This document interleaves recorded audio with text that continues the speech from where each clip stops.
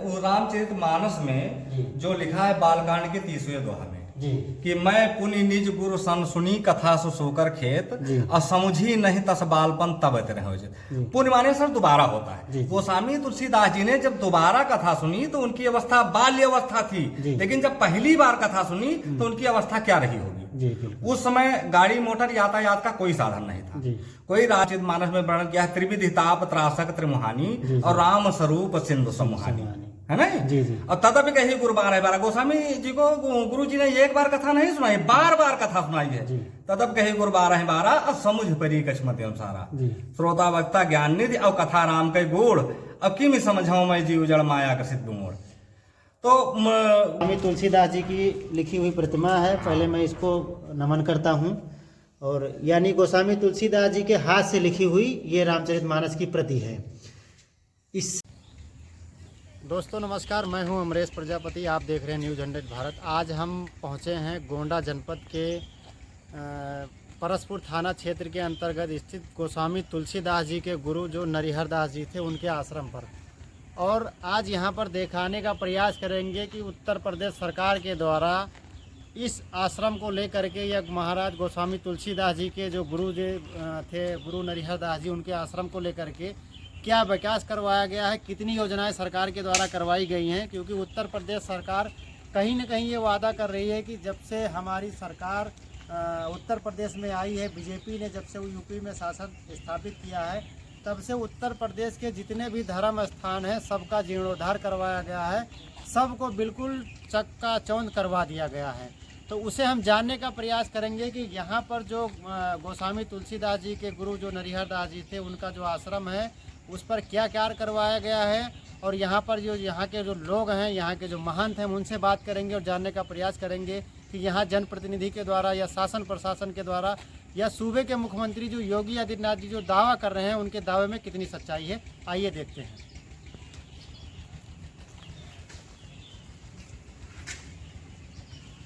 ये आप हमारे पीछे देख रहे हैं गुरु नरिहर दास जी का आश्रम है। इसी आश्रम में गोस्वामी तुलसीदास जी रह करके उन्होंने अपनी शिक्षा को ग्रहण किया और उसके बाद जा कर के वो रामचरितमानस की रचना किया।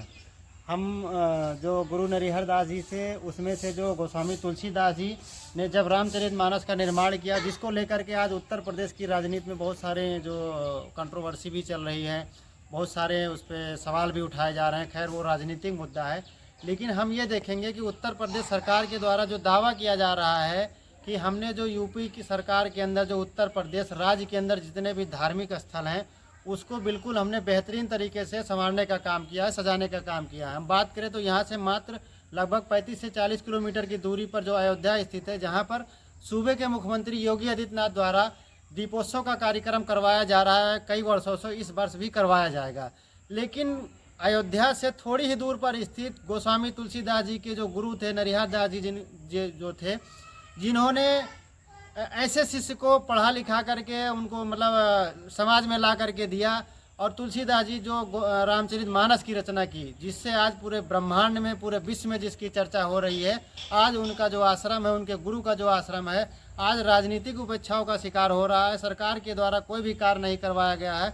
हम चलेंगे, दिखाने का प्रयास करेंगे आपको कि सरकार के द्वारा क्या करवाया गया। और यहाँ के जो मंदिर के जो महंत जी हैं उनसे बात करेंगे कि सरकार जो वादा कर रही है क्या वो सही है या फिर सिर्फ हवाई है।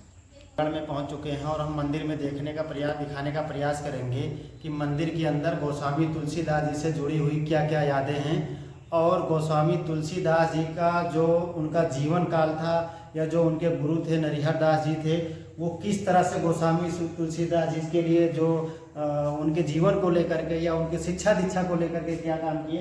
तो जैसा कि आप देख पा रहे हैं हमारे दाहिने तरफ ये गुरु नरिहर दास जी हैं, और आप ठीक देख पा रहे हैं गोस्वामी तुलसीदास जी हैं। गोस्वामी तुलसीदास जी थे वो जो गुरु नरिहर दास जी के जितने भी उनके शिष्य थे उसमें से सबसे ज़्यादा वो प्रिय थे। और आप ये देख पा रहे हैं ये जो मंदिर का गर्भगृह है, मंदिर का गर्भगृह है, इसमें हम मंदिर के महंत भी हैं। हम इनसे बात करने का प्रयास करेंगे, थोड़ा सा जानने का प्रयास करेंगे कि यहाँ पर जो जितनी भी प्रतिमाएं रखी हुई हैं इसमें से कौन कौन है, और गोस्वामी तुलसीदास जी से जुड़ी हुई कुछ यादें हम जानने का प्रयास करेंगे। महंत जी, सबसे पहले आपका परिचय हम जानना चाहेंगे। हमारा नाम सूर्यमल दास जी है। हाँ। ये जो है राम दरबार है, भगवान राम दरबार है, हनुमान जी की मूर्तियां हैं और राम के सारे परिवार की मूर्तियां हैं। अच्छा अच्छा। ये शालीग्राम की मूर्तियां हैं। ये सब जो शालीग्राम की मूर्तियां हैं, हाँ। ये गुरु जी के हाथ की सेवनी है और तुलसीदास जी की सेवनी है। ये भी उनकी पूजा की है। अच्छा, कौन से? यानी ये जो काली मूर्तियां ये जो शालिग्राम जी की हाँ। जो प्रतिमा रखी हुई हाँ, है, हाँ। जो हम भगवान जैसे शालिग्राम की पूजा करते हैं, तो ये मतलब हाँ, ये तुलसीदास नरहरदास जी दोनों अच्छा। दोनों लोगों के वहाँ हाथ की मूर्तियां हैं। हाँ। ये पूजा किए हैं गुरु जी और गोस्वामी तुलसीदास जी। हाँ। इसके बाद में तुलसीदास जी के हाथ का कमंडल है, गुरु जी के हाथ का शंख है, ये भी आपको दिखाएंगे। हाँ, बिल्कुल बिल्कुल बिल्कुल, हम देखेंगे तुलसीदास जी का। भाई, उनसे जुड़ी हुई चीज़ें अगर हम यहाँ पर आए हैं तो जरूर अपने दर्शकों को दिखाने का प्रयास करेंगे। और जैसा कि अच्छा, ये देखिए, ये तुलसीदास जी के हाथ का कमंडल है, ये गुरु जी के हाथ का शंख है। ये गुरु जी संग यानी हाँ, ये गोमुखी शंख है। अच्छा, बिल्ली है। ये शंख है और ये कमंडला ये खंडित हो चुका है। हाँ हाँ, आज काफी समय होने के बाद में। अच्छा गुरु जी, जैसा महंत जी, जैसा कि गोस्वामी तुलसीदास जी जब यहाँ रहे, उन्होंने शिक्षा दीक्षा ग्रहण की, तो जब उन्होंने रामचरितमानस का निर्माण किया, तो जैसे विवाद आ रहा था कि गोस्वामी तुलसीदास जी का जन्म बांदा में हुआ। जी जी जी। ये मामला कोर्ट में, और जो अभी रामचरितमानस की जो प्रति आ रही है उसमें लिखा भी हुआ कि गोस्वामी तुलसीदास जी का जन्म जो है बांदा में हुआ जी। तो कैसे माना जाए कि बांदा में उनका जन्म हुआ था, तो शिक्षा ग्रहण करने के लिए वो गोंडा आए थे? जैसे रामचरितमानस में जो लिखा है बालकांड के 30वें दोहा में जी, कि मैं पुनि निज गुरु सन सुनी कथा सो सोकर खेत और समझी नहीं तस बालपन तब रहे। पुण्य माने सर दोबारा होता है। गोस्वामी तुलसीदास जी ने जब दोबारा कथा सुनी तो उनकी अवस्था बाल्य अवस्था थी, लेकिन जब पहली बार कथा सुनी तो उनकी अवस्था क्या रही होगी। उस समय गाड़ी मोटर यातायात का कोई साधन नहीं था, कोई राजा महाराजा तालुकेदार से गोस्वामी तुलसीदास जी का कोई संबंध नहीं था। एक अनाथ बालक था। थोड़ी देर के लिए अगर मानिए कि अगर तुलसीदास जी की जन्मभूमि अगर बांदा है तो गोंडा अबोध बालक फिर कैसे आया सो करके। अब इसके बाद में जो आपके बगल में त्रिमुहानी है, जो संगम मेला लगता है, गोस्वामी तुलसीदास जी ने रामचरितमानस में वर्णन किया है, त्रिविधि ताप त्रासक त्रिमुहानी और राम स्वरूप सिंधु समुहानी, है ना जी। और तदपि कही गुरु 12 गोस्वामी जी को गुरु जी ने एक बार कथा नहीं सुनाई, बार बार कथा सुनाई है। तदप कही गुरु 12 अब समुझ परी कछ मत अनुसारा श्रोता वक्ता ज्ञान निधि और कथा राम के गुण अब किम समझाऊं मैं जीव जड़ माया का सिद्ध मोड़।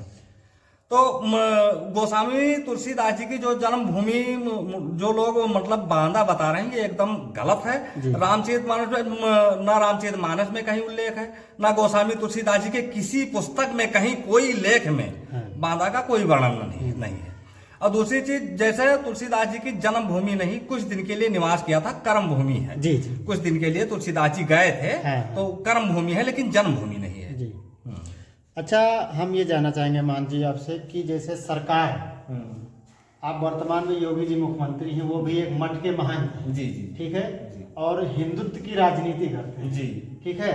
उत्तर प्रदेश सरकार के द्वारा अभी तक या जो क्षेत्रीय विधायक हैं, भाजपा से विधायक हैं अजय सिंह, और सांसद हैं ब्रजभूषण शरण सिंह, इनके द्वारा आज तक गुरु जी के जो ये आश्रम है नरिहरदास जी का, इसको लेकर के क्या प्रयास किया गया, क्या काम करवाया गया अभी तक? जैसे अभी तक हुआ तो कुछ नहीं है। हाँ। जैसे विधायक जी यहाँ आए थे, आश्वासन तो दे गए थे। हाँ। और सांसद जी तो आज तक इस आश्रम पर आए ही नहीं जी, वो नहीं आए, 12 तक आए हैं। अच्छा। वहां से चले गए, यहाँ तक नहीं आए। हाँ।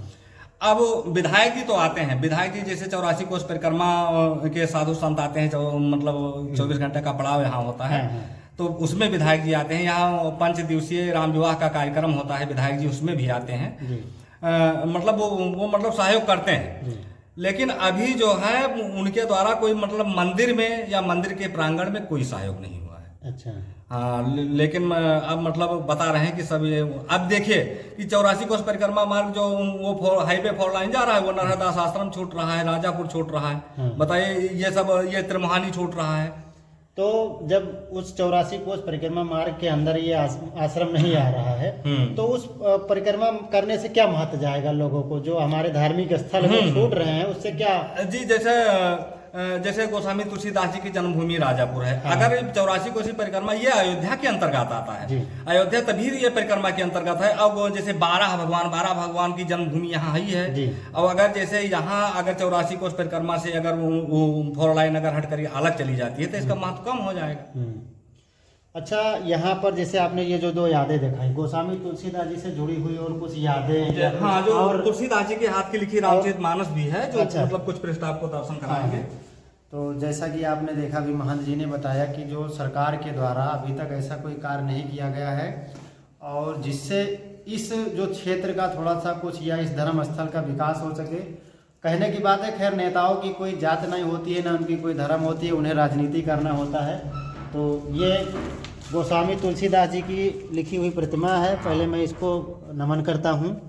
और यानी गोस्वामी तुलसीदास जी के हाथ से लिखी हुई ये रामचरितमानस की प्रति है। इससे आप समझ सकते हैं कि जो सरकार इसको कितना अनदेखा कर रही है, सरकार के द्वारा कितना नज़रअंदाज किया गया है इस धर्म स्थल के।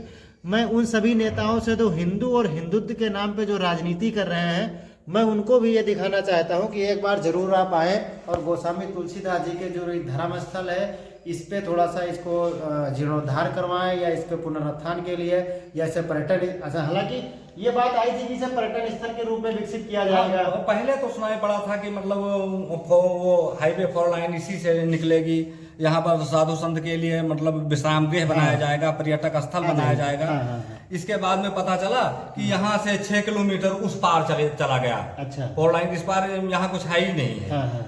और जैसे नेताओं को भी चाहिए कि इस पर मतलब अपने पक्ष पर खींचे, अपने तरफ लाएं, जहाँ जो सच्चाई है वहाँ ले जाएं। भाई पर्यटन स्थल आ जाने से फायदा होगा, लोग आएंगे, टूरिस्ट बढ़ेगा। हाँ, 12 भगवान का अवतार यही हुआ है। फिर गुरु नरहर दास आश्रम है, उस तरफ गोस्वामी तुलसीदास जी की जन्मभूमि है।